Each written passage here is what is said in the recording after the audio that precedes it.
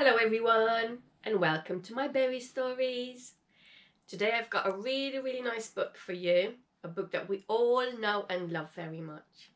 It's The Gruffalo's Child by Julia Donaldson.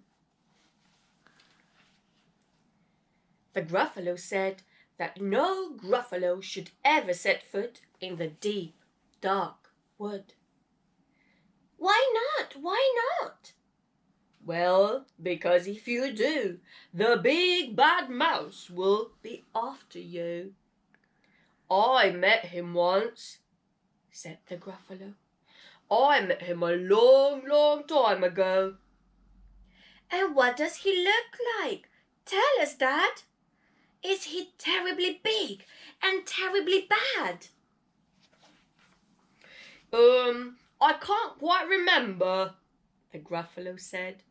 Then he thought for a minute and scratched his head. The big bad mouse is terribly strong, and his scaly tail is terribly long. His eyes are like pools of terrible fire, and his terrible whiskers are tougher than wire. One snowy night, when the Gruffalo snored, the Gruffalo's child was feeling bored.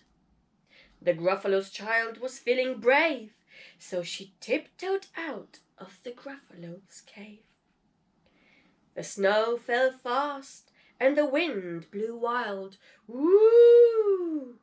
Into the wood went the Gruffalo's child. Aha! Oh-ho! A trail in the snow.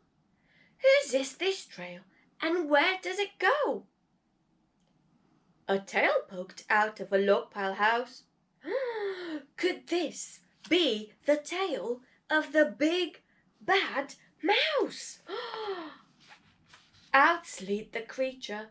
His eyes were small, and he didn't have whiskers. Nuh-uh, none at all. You're not the mouse. Oh, not I, said the snake.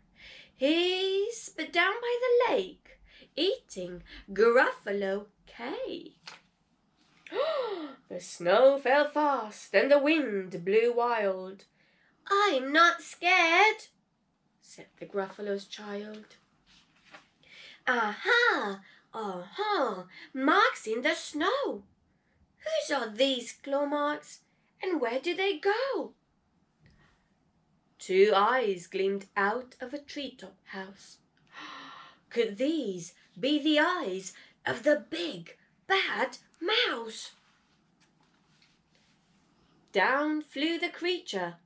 His tail was short, and he didn't have whiskers of any sort. You're not the mouse.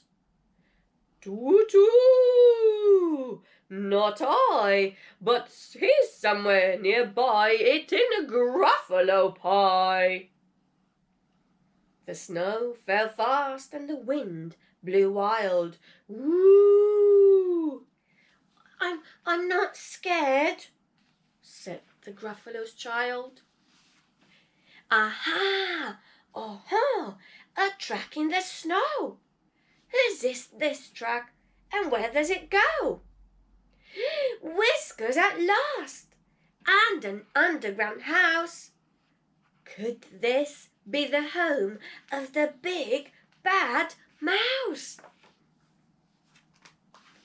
Out slunk the creature. His eyes weren't fiery, his tail wasn't scaly, and his whiskers weren't wiry. You're not the mouse. Oh, no, not me. He's under a tree, drinking Gruffalo tea. It's all a trick, said the Gruffalo's child, as she sat on a stump where the snow lay piled. I don't believe in the big bad mouse. But here comes a little one out of his house. Not big, not bad, but a mouse at least. You'll taste good as a midnight feast. Oh, wait, said the mouse. Before you eat, there is a friend of mine that you ought to meet. If you let me hop onto a hazel twig, I'll beckon my friend so bad and big. The Gruffalo's child unclenched her fist. The big bad mouse! So he does exist. The mouse hopped into the hazel tree. He beckoned, then said, "Just wait and see." Out came the moon. It was bright and round.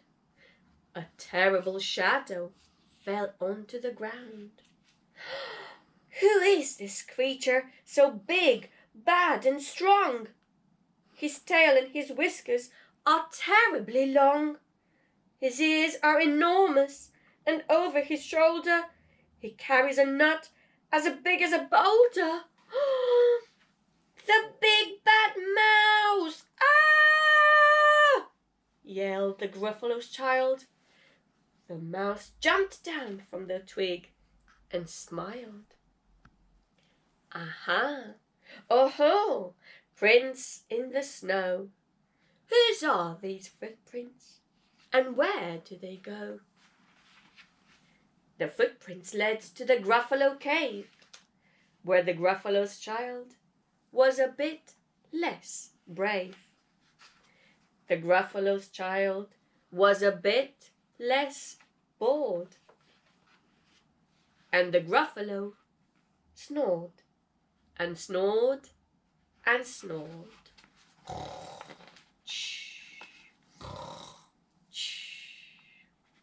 The end. I hope you enjoyed my lovely story. I'll see you again soon for another berry story. Bye.